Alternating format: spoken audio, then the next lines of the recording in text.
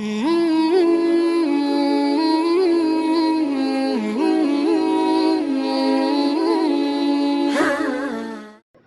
لله وكفى وسلام على عباده الذين اصطفى أما بعد قال الله تبارك وتعالى في القرآن المجيد والفرقان الحميد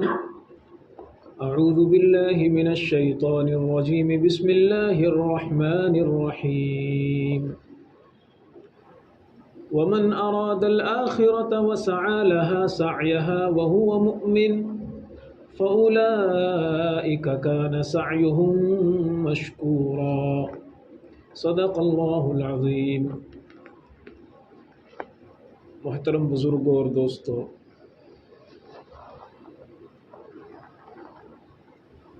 پچھلا جمعہ جو گزرا وہ رمضان المبارک کی بابرکت گھڑیوں کے ساتھ گزرا۔ اللہ تبارک و تعالیٰ کی طرف سے بارش کی طرح برسنے والے انوار، برکات، رحمتیں، عنایتیں، نوازشیں، مغفرتیں، تو اللہ کی طرف سے جو احسان اور انعام کی بے شمار بارش کی طرح نعمتیں برس رہی تھیں، رمضان کے ساتھ ہی وہ ختم ہو گئی۔ لیکن ظاہر سی بات ہے، جو پریکٹیکلی دور ہوتا ہے وہ پوری زندگی کا نہیں ہوتا ہے۔ کسی بھی فیلڈ میں، کسی بھی شعبے میں اور کسی بھی میدان میں جو پریکٹیکل لائف ہوتی ہے وہ چند سالوں کی، چند مہینوں کی اور چند دنوں کی ہوتی ہے۔ ایک ڈاکٹر مثال کے طور پر اپنی ڈاکٹری کی ڈگری لیتا ہے، ڈاکٹری کی پڑھائی کرتا ہے، اور پھر وہ اپنی پریکٹیکل لائف سال، 2 سال، 3 سال گزارتا ہے، اور پھر وہ میدان میں اتر کر کے جو اس نے پریکٹیکل کیا ہے، جو اس نے مشق کیا ہے، اس کی روشنی میں اپنی پوری زندگی گزارتا ہے اور پوری لائف سیٹ کرتا ہے۔ ایک پڑھنے والا، ایک انجینئرنگ کرنے والا، ایک کسی بھی شعبے میں رہنے والا، ایک کسانی کرنے والا، کھیتی باڑی کرنے والا، یہ سیکھتا ہے چند دن، اور چند دن سیکھنے کے بعد پھر اس سیکھے ہوئے سبق کی روشنی میں اور سیکھے ہوئے آدرش کی روشنی میں پھر وہ اپنی پوری زندگی گزارتا ہے اور اپنی پوری لائف بسر کرتا ہے۔ یہ جو رمضان المبارک کا اللہ تبارک و تعالیٰ نے ہم کو ایک مہینہ عطا فرمایا تھا، در حقیقت یہ پریکٹیکل ٹائم ہے۔ یہ اللہ تبارک و تعالیٰ نے ہمیں زندگی بتانے کا اور زندگی گزارنے کا ایک پریکٹیکلی ماحول عطا فرمایا تھا، ایک تربیتی ماحول عطا فرمایا تھا۔ ایسا ماحول بنا دیا تھا اللہ تعالیٰ نے کہ انسان کو گمراہ کرنے والے اور انسان کو بھٹکانے والے، اس کے خیالات کو ادھر ادھر کرنے والا جو سب سے بڑا دشمن تھا شیطان، اللہ تبارک و تعالیٰ نے کہا اس کو جکڑ دو، اس کو جکڑا دیا، ختم کرا دیا۔ پھر ایک طاقت اور ہے جو گناہ کراتی ہے، جس کو کتابوں میں نفس لکھا ہوا ہے، جو ہمارے شریر کے اندر ہے، نفس۔ یہ گناہ اس وقت کراتا ہے جب پیٹ بھرا ہوتا ہے، جب آدمی عیش میں رہتا ہے تو تیش بہت آتا ہے، غصہ بہت آتا ہے، تو اس کو ادھمرا کیا، کمزور کیا۔ اتنے گھنٹے تم کو پانی نہیں پینا، اتنے گھنٹے تم کو کھانا نہیں کھانا، اتنے گھنٹے تم کو کوئی حلق کے اندر کوئی چیز اتارنا نہیں۔ تو بھوک کی وجہ سے، پیاس کی سختی کی وجہ سے یہ طاقت جو گناہ کرانے والی تھی اس کو ادھمرا کر دیا، کمزور کر دیا، صرف اس لیے کہ ان کا جو 1 مہینے کا پریکٹیکلی دور ہے یہ اچھے طریقے سے گزر جائے۔ چنانچہ کتنا اس کا اثر یہ ہوا، کتنے مسلمان ایسے ہیں جو شراب پینے والے ہیں، انہوں نے کہا نہیں، اب رمضان آ گیا ہے، اب شراب کی بوتل کو ہاتھ نہیں لگے گی۔ کتنے مسلمان ایسے ہیں جنہوں نے کہا اب کبھی چہرے پر استورا نہیں لگایا جائے گا، 1 مہینہ داڑھی پر ہاتھ نہیں لگے گا۔ کتنے مسلمان ایسے ہیں جنہوں نے کہا موبائل اب غلط نہیں دیکھا جائے گا۔ یہ کیا تھا؟ یہ اللہ کی طرف سے ایک ماحول سازگار کیا گیا تھا، ایک ماحول فراہم کیا گیا تھا۔ لیکن بزرگوں اور دوستو، گر شبہ شب قدر بودے، شب قدر بے قدر بودے، اگر تمام راتوں کو اللہ شب قدر بنا دیتا تو شب قدر کی کوئی ویلو نہیں رہتی، پورے سال کو اگر اللہ رمضان بنا دیتا تو رمضان کی ویلو نہیں رہتی۔ 1 مہینے کو رمضان جیسا مقدس مہینہ دیا، یہ صرف اس لیے دیا گیا تھا تاکہ 1 مہینہ تم اس انداز سے گزار لو اور پھر گزارنے کے بعد اپنے 11 مہینوں کو اسی انداز سے ڈھال لو۔ یہ ہے رمضان دینے کا مقصد۔ چنانچہ اللہ نے خود قرآن میں ارشاد فرمایا تھا کتب علیکم الصیام کما کتب علی الذین من قبلکم لعلکم تتقون۔ یہ روزے صرف اس لیے دیے گئے ہیں تاکہ تمہاری پوری لائف اللہ کے حکموں پر چلنے والی بن جائے۔ یہ ہے۔ اب بڑے افسوس کی بات یہ ہے کہ رمضان المبارک کا مقدس مہینہ تو گزر گیا۔ اب اس کے بعد صورتحال یہ ہے کہ اب ہمیں دیکھنا یہ ہے کہ ہم نے اپنا جو ایک مہینے کا وقت گزارا اس کی روشنی میں اب ہمارا کیسا وقت گزر رہا ہے۔ ہم نے ایک مہینے میں اللہ کی توفیق سے کتنے پارے قرآن کی تلاوت کی تھی، روزانہ کچھ نہ کچھ اللہ کا قرآن کھول کر پڑھتے تھے، لیکن جب سے عید کی نماز پڑھا ہے اس وقت سے آج تک قرآن پاک پر نظر نہیں پڑی ہے۔ کتنی مرتبہ ایسا موقع بھی ہوا ہے اور کتنی مرتبہ ایسا بھی واقعہ ہوا ہے کہ اللہ کے گھر میں آ کر کے پڑھ گئے ہیں 2 گھنٹے 4 گھنٹے 3 گھنٹے اللہ تبارک و تعالیٰ کی عبادت کے لیے اور اللہ تبارک و تعالیٰ کے گھر میں آ کر کے پڑھ گئے ہیں، اور اب صورتحال یہ ہے کہ 24 گھنٹے میں چند منٹ بھی نماز ادا کرنے کے لیے ہمیں نکالنے کا موقع نہیں ہے۔ کیا کبھی کسی فیلڈ میں ایسا ہوتا ہے؟ کیا کسی فیلڈ میں ایسا ہوتا ہے کہ ایک آدمی پریکٹیکل لائف گزارے اور پھر اس پریکٹیکل اور مشق کو یوں چھوڑ کر کے اپنی پھر زندگی ایسے گزارنے لگے؟ علماء نے لکھا ہے، بزرگوں نے کتابوں میں لکھا ہے کہ اگر رمضان کے بعد پھر آدمی گناہوں میں مبتلا ہو جائے اور اپنی پھر اسی پرانے ڈھرے پر چلا جائے اور پرانی روش کو اختیار کر لے تو اس کو ڈرنا چاہیے کہیں ایسا نہ ہو کہ اس کا روزہ مقبول نہ ہو، اس کی تراویح مقبول نہ ہو، اس کی تلاوت مقبول نہ ہو، اس کا قیام مقبول نہ ہو، اس کا رکوع مقبول نہ ہو، اس کا سجدہ مقبول نہ ہو، اس کی عبادت مقبول نہ ہو، اس کی دعائیں مقبول نہ ہو۔ بزرگوں نے لکھا ہے اگر رمضان کے بعد رمضان کا اثر باقی ہے تو سمجھنا رمضان قبول ہے، اور اگر خدا نہ کرے رمضان گیا اور ہم نے قرآن کو طاقوں پر اٹھا کر رکھ دیا، رمضان گیا ہم نے نمازوں کو مسجد کے محراب میں پھینک دیا، قرآن گیا ہماری نگاہیں اسی طرح غلط چلنے لگی، ہماری زبان اسی طرح غیبتیں کرنے لگی، ہمارے اعضاء اسی طرح گناہ میں مبتلا ہونے لگے، حرام حلال کی تمیز اسی طرح ختم ہو گئی۔ بہت ڈرنے کی چیز ہے۔ اللہ کو ہمارے بھوک کی ضرورت نہیں، اللہ کو ہمارے پیاس کی ضرورت نہیں ہے۔ لکھا ہے کتابوں میں بزرگوں نے کہ اگر رمضان کے بعد ہماری روزمرہ کی زندگی میں رمضان کا اثر نہیں آ رہا ہے تو بہت ڈرنے کی بات ہے، کہیں ایسا نہ ہو کہ اللہ تعالیٰ نے ریجیکٹ کر دیا ہو، جا اپنی بھوک لے کر، جا اپنی پیاس لے کر، نہ تیرے روزے مقبول ہیں نہ تیری تراویح مقبول ہے۔ اس لیے بہت ڈرنے کی چیز ہے۔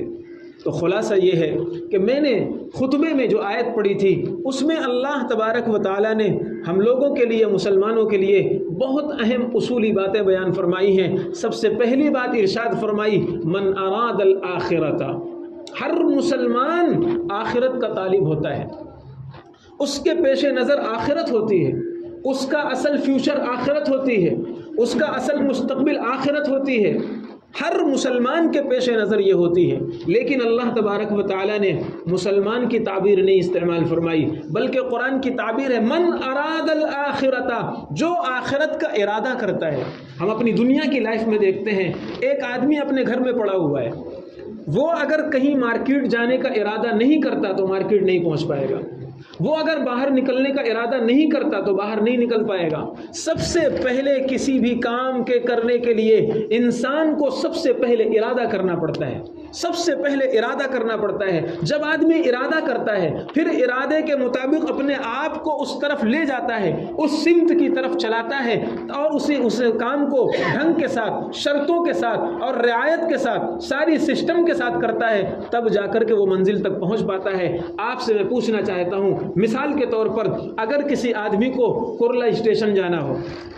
کسی آدمی کو کرلا اسٹیشن جانا ہو اور وہ اپنے گھر میں پڑا ہوا ہے، اس نے ارادہ ہی نہیں کیا سارا دن، کیا وہ اسٹیشن پہنچ جائے گا؟ بالکل نہیں پہنچ پائے گا۔ اچھا چلو اس نے ارادہ کر لیا، لیکن ارادہ کرنے کے بعد کہ ارادہ ہے جاؤں گا اور اس نے کوشش نہیں کیا، اپنے قدموں کو گھر سے نکالا نہیں، ارادہ کرنے کے بعد عمل نہیں شروع کیا، یہ آدمی بھی منزل تک نہیں پہنچ سکتا، یہ آدمی بھی اسٹیشن نہیں پہنچ سکتا ہے۔ سب سے پہلے ارادہ کرنا ہے، ارادہ کرنے کے بعد قرآن کہتا ہے وَسَعَ سعى لها سعيها، صرف ارادے سے منزل نہیں ملتی، صرف ارادوں سے منزل نہیں ملتی۔ اگر تمناؤں سے منزل ملا کرتی کوئی فقیر فقیر نہ رہتا، اگر ارادوں سے منزل ملا کرتی کوئی غریب غریب نہ رہتا، اگر صرف عزائم سے، صرف ارادوں سے، صرف جذبات سے، صرف امنگوں سے، صرف ولولوں سے، صرف حوصلوں سے اگر منزل ملا کرتی کوئی فٹ پاتھ پہ سونے والا نہ ملتا۔ ہر آدمی کی تمنا ہوتی ہے میں بھی بڑا آدمی بن جاؤں، ہر آدمی کی تمنا ہوتی ہے میرے بھی گھر بار بنگلہ کوٹھی ہو جائے،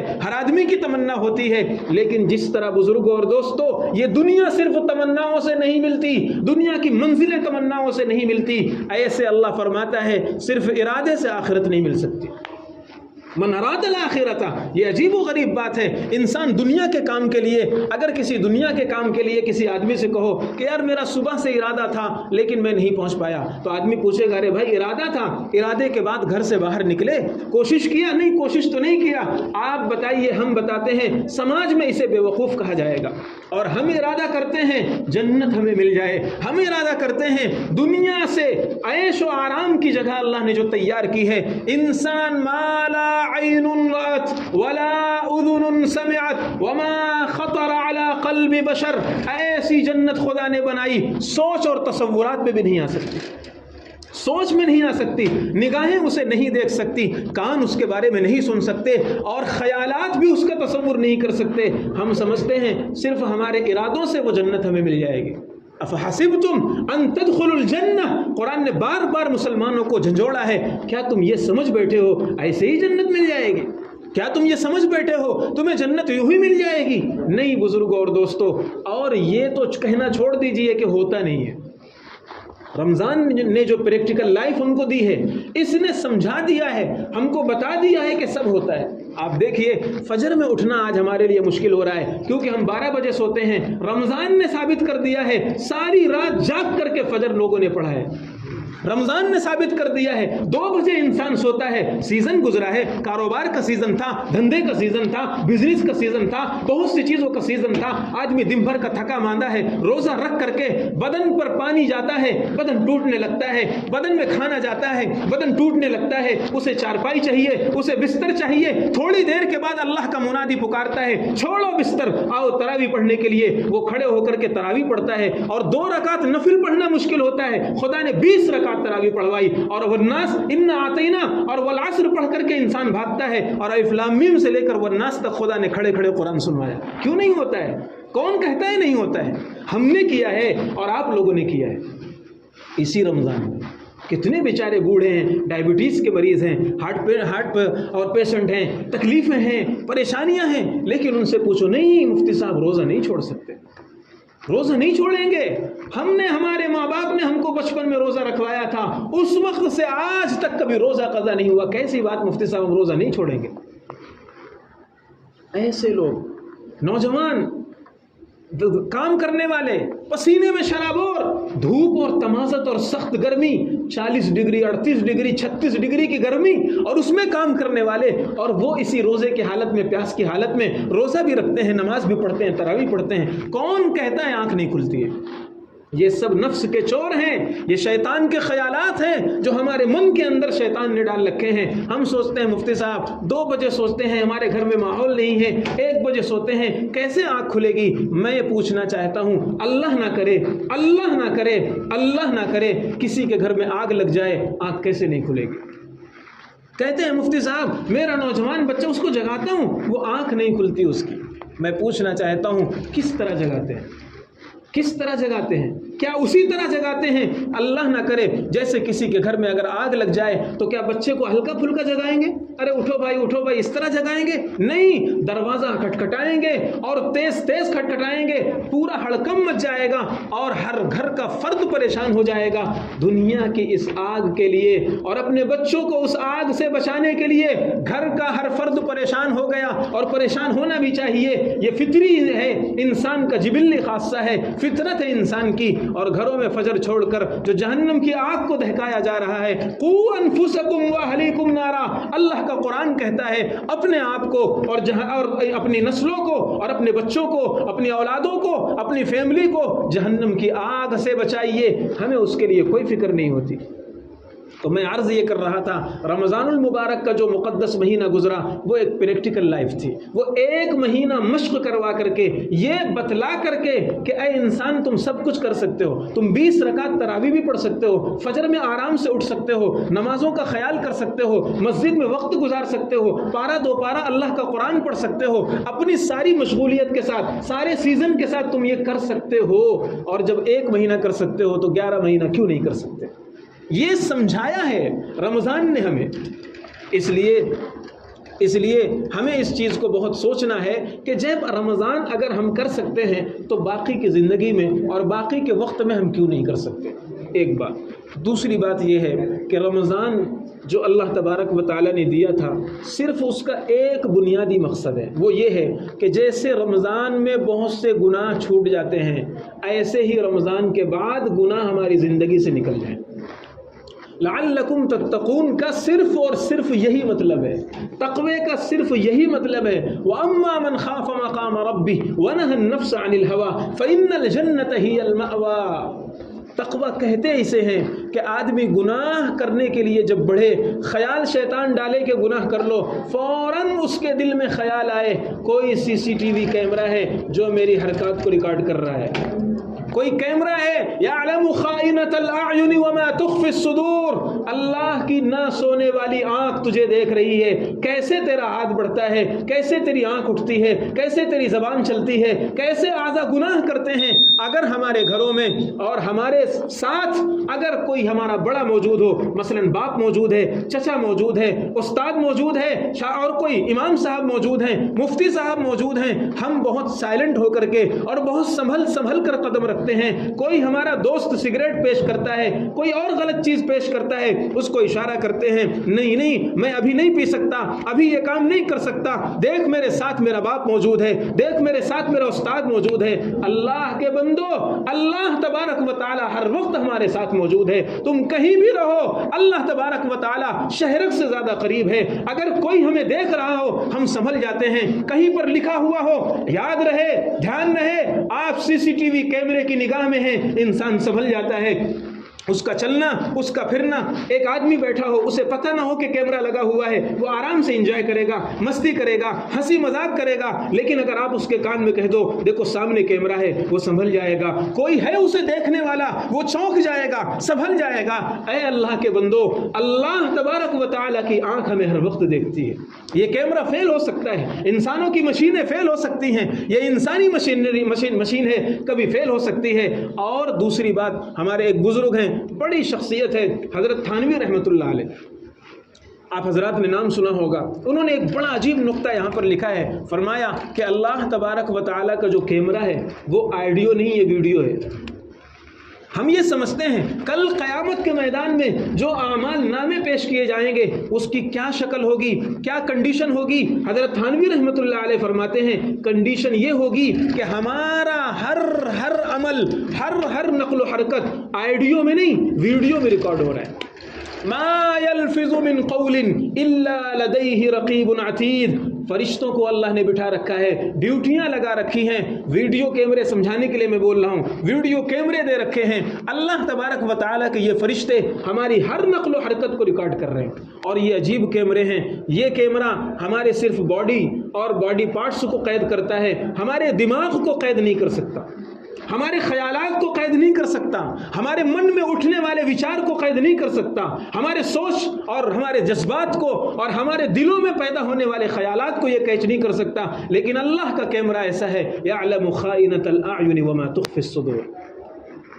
دلوں کے اندر جو جذبات پیدا ہو رہے ہیں، کسی کے بارے میں اگر کینہ بھرا ہوا ہے، اللہ کا یہ کیمرہ کینہ ریکارڈ کر لے گا۔ کسی کے بارے میں نفرت ہے، کسی کے بارے میں حسد ہے، کسی کے بارے میں جلن ہے، کسی کے بارے میں برائی ہے، کسی کے بارے میں غلط جذبات ہیں، یہ خدا کا کیمرہ ہمارے ان دلوں کے جذبات کو بھی ریکارڈ کر لے گا۔ اور حضرت تھانوی رحمۃ اللہ علیہ فرماتے ہیں کل قیامت کا میدان ہوگا، اللہ ہم سب کی حفاظت فرمائے، عجیب و غریب منظر ہوگا، وہ کیمرہ اس وقت آن کر دیا جائے گا، وہ ویڈیو اس وقت آن کر دی جائے گی، اور اس وقت ہمارے پرکھے ہوں گے، ہمارے باپ دادا ہوں گے، ہمارے استاد ہوں گے، اور سب چھوڑیے حضرت نبی پاک صلی اللہ علیہ وسلم ہوں گے۔ امی عائشہ ہوں گی، امی خدیجہ ہوں گی، ازواج مطہرات ہوں گی، از آدم تا عیسیٰ الی یوم القیامہ ساری انسانیت جمع ہوگی، انبیاء ہوں گے، فرشتے ہوں گے، خدا کی عدالت ہوگی، اور اس وقت دکھایا جائے گا فلاں ابن فلاں نے فلاں ڈیٹ میں، فلاں ٹائم میں، فلاں وقت میں، فلاں پوزیشن میں گناہ کیا۔ کیا سمجھتے ہیں ہم لوگ آخرت نہیں ہے؟ کیا ہم نے سمجھ رکھا ہے؟ کب آنکھ بند ہو جائے گی اور کب، اور لیکن عجیب و غریب چیز ہے، یہ سب ہوگا لیکن اللہ تبارک و تعالیٰ کا اپنے بندوں پر بڑا پیار ہے، بڑا احسان ہے۔ اگر کوئی ہماری غلط ویڈیو اپلوڈ کر دے انٹرنیٹ پر، سوشل میڈیا پر، ہم اسے ڈیلیٹ نہیں کر سکتے۔ ہم جس نے اپلوڈ کیا ہے کیس کریں گے، یہ کریں گے، وہ کریں گے، دنیا بھر کے جھمیلے ہیں، لیکن یہ عجیب احسان کیا اللہ نے اپنے بندوں پر کہ اگر اے بندے تو نے گناہ کر لیا ہے اور اپنی غلط ویڈیو تو نے اپلوڈ کرا دیا ہے تو اس کے ڈیلیٹ کرنے کا آپشن بھی تیرے پاس ہے، اس کے ختم کرنے کا آپشن بھی تیرے پاس ہے۔ ہاتھ اٹھا، اپنے اللہ سے توبہ کر، دو آنسو بہا، سب ختم کر دے گا۔ زمین کو اللہ بھلا دے گا، آسمانوں کو اللہ بھلا دے گا، فرشتوں کو اللہ بھلا دے گا، نام اعمال سے مٹا دے گا۔ آزا جوارے کل قیامت کے میدان میں جو گواہی دیں گے، وقالوا لجلودہم لم شہدتم علینا، ہاتھ بولے گا، یہ آزا بولیں گے، انسان ان ہاتھوں کو وہ دیکھ کر، ان پیروں کو دیکھ کر، ان آزا کو دیکھ کر کہے گا لم شہدتم علینا، تم تو بولنے والے نہیں تھے، تمہارے زبان نہیں تھی، آج تم کیوں بول رہے ہو؟ قالوا انطقنا اللہ الذی انطق کل شیء، آج اس کا آدیش ہے جس نے اس لوتھڑے میں بولنے کی طاقت دی ہے، آج اس کا آدیش ہے جس نے زبان کو بولنے کی طاقت سکھلائی، ہر چیز کو بولنے کی طاقت سکھلائی، آج اس نے کہا ہے یومئذ تحدث اخبارہا، زمین کو آدیش ہوگا بول بول، تیری چھاتی پر بہت سے پاپ کیے گئے ہیں، بول تیری چھاتی پر بہت سے جرم کیے گئے ہیں، کون ہے فلاں ابن فلاں، کل قیامت کے میدان میں زمین پکارے گی یہ فلاں ہے، اس کا باپ کا نام یہ ہے، یہ فلاں کا بیٹا ہے، فلاں ٹائم میں، فلاں ڈیٹ میں، فلاں لوگوں کے سامنے، فلاں پوزیشن میں، فلاں کنڈیشن میں اس نے یہ گناہ کیا۔ آج ہم سمجھتے ہیں ہم نے گالی دے دیا ختم، ہم نے جھوٹ بول دیا ختم، ہم نے غیبت کر دیا ختم، ہم نے چغلی کر دیا ختم، ہم نے دو ہاتھ مار دیا ختم۔ نہیں، کچھ ختم نہیں ہوتا ہے، کچھ ختم نہیں ہوتا ہے، سب ریکارڈ ہو رہا ہے، سب دنیا میں، اس دنیا میں ریکارڈ ہو رہا ہے۔ اور یہ تو سائنس بہت آگے بڑھ گئی، وقت کم ہے ورنہ میں آپ کو بتاتا کہ کیا ہو رہا ہے۔ تو خیر بہرحال میں عرض یہ کر رہا ہوں کہ اللہ تبارک و تعالیٰ نے جو یہ رمضان کا ایک مقدس مہینہ ہم کو عطا فرمایا تھا، صرف اس لیے عطا فرمایا تھا کہ بندے جس طرح تو نے اللہ کے کہنے پر کھانا چھوڑ دیا، کھانا تیرے لیے حلال تھا لیکن اللہ کے کہنے پر تو نے کھانا چھوڑا، پانی تیرے لیے حلال تھا، سخت پیاس ہو، دھوپ ہو، گرمی ہو اور کوئی گھر میں دیکھنے والا نہ ہو، تیرے فریج میں ٹھنڈا جوس رکھا ہو، تیرے فریج میں ٹھنڈا مشروب رکھا ہو، لیکن تیرا ایمان کہتا ہے میرا رب دیکھ رہا ہے، تیرا ہاتھ فریج کے ڈور کی طرف نہیں بڑھتا ہے، سخت سے سخت پیاس لگی ہو، ہاتھ نہیں اٹھتا ہے، زبان لپٹ رہی ہو، ہونٹوں پر پپڑیاں پڑ گئی ہوں، پیاس کی وجہ سے پورا پسینہ پسینہ بدن ہو رہا ہو، لیکن نہیں، یہ ہاتھ اٹھتا ہی نہیں۔ کیوں؟ اس لیے کہ یہ ایمان ہے، یہ یقین ہے کہ میرا اللہ مجھے دیکھ رہا ہے اور میرے اللہ نے منع کیا ہے۔ اے بندے، جس طرح ایک مہینہ تو نے اپنی یہ لائف گزار لی ہے اور اس طرح مشق کر لی ہے، مشق ابھیان ہو گیا ہے، پریکٹیکل لائف ایک مہینہ اس طرح گزر چکی ہے کہ اللہ کے کہنے پر تو اپنی پسندیدہ چیز چھوڑ سکتا ہے، تو اللہ کے کہنے پر غیبت کیوں نہیں چھوڑ رہا ہے؟ اللہ کے کہنے پر جھوٹ کیوں نہیں چھوڑ رہا ہے؟ اللہ کے کہنے پر گالیاں کیوں نہیں چھوڑ رہا ہے؟ اللہ کے کہنے پر میوزک کیوں نہیں چھوڑ رہا؟ اللہ کے کہنے پر غلط موبائل میں غلط چیزیں کیوں دیکھنا نہیں چھوڑ رہا ہے؟ یہ ایک مہینے کی مشق کرا کر کے اللہ تبارک و تعالیٰ اور اللہ کے نبی یہ چاہتے ہیں۔ تو اب بزرگوں اور دوستوں، کچھ تو ہمیں سوچنا ہے، اور میں نے شروع میں ایک بات بتائی تھی، وہ آخر میں یاد کرتا ہوں، ہمارے بزرگوں نے یہ بات کتابوں میں لکھی ہے کہ اگر رمضان کے بعد ہماری لائف نہیں چینج ہو رہی ہے،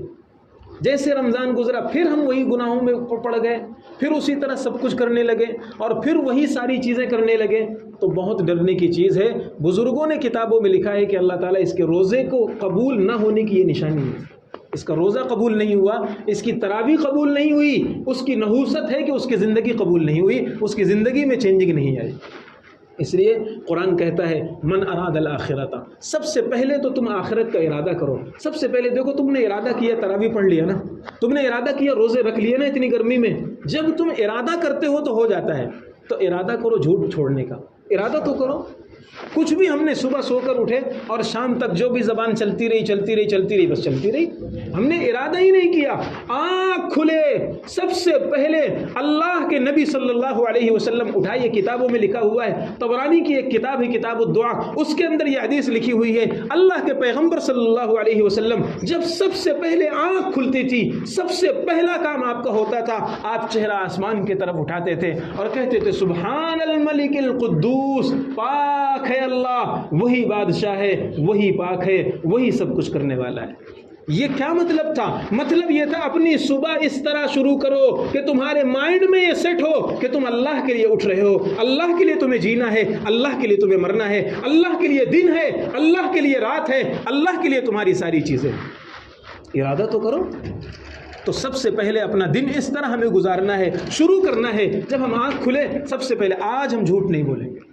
طے کریں گے ہم۔ اور جب آدمی طے کرتا ہے تو پھر اللہ تھوڑی دیر میں یاد دلاتا ہے، جب موقع آئے گا، اے بندے تو نے صبح ارادہ کیا تھا جھوٹ نہیں بولے گا، کیوں بول رہا ہے؟ تو نے صبح ارادہ کیا تھا گالیاں تیری زبان سے نہیں نکلیں گی، کیوں نکل رہی ہیں؟ تو نے صبح ارادہ کیا تھا غیبت کیوں ہو رہی ہے؟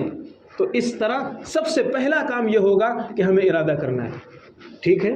اگر ہم اس طرح گناہوں سے بچنے کا ارادہ کر لیتے ہیں تو سمجھیے پھر رمضان ہمارا فائدہ مند گزرا، اور رمضان کی جو پریکٹیکل لائف ہے اس کا ہم اپنی زندگی میں کچھ فائدہ محسوس کر رہے ہیں۔ اور اگر خدا نخواستہ جیسے اتنے سالوں سے گزر گیا ایسے ایک اور سے ہی، تو پھر بہت ڈرنے کی بات ہے۔ اللہ تعالیٰ عمل کی توفیق عطا فرمائے۔ وآخر دعوانا الحمدللہ رب العالمین۔